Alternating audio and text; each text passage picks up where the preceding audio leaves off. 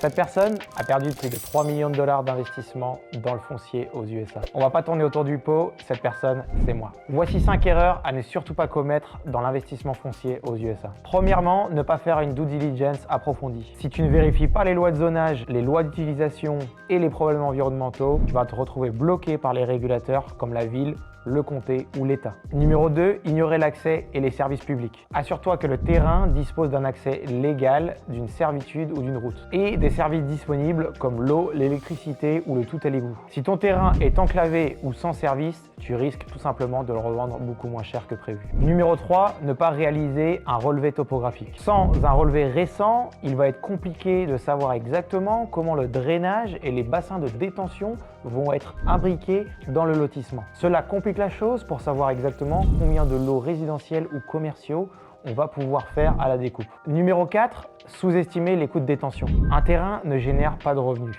Il faut savoir exactement combien d'assurances, combien de taxes foncières et combien d'entretien il faut mettre de côté avant de revendre son terrain. Numéro 5, supposer que tous les terrains sont constructibles. Certains terrains présentent des zones qui sont inondables ou même des zones protégées, ce qui peut rendre la construction coûteuse, voire impossible si tu n'arrives pas à mitiguer la zone inondable ou la zone protégée. En conclusion, si tu veux éviter toutes les erreurs d'apprentissage que j'ai fait sur ma carrière d'investisseur foncier, n'hésite pas à me contacter.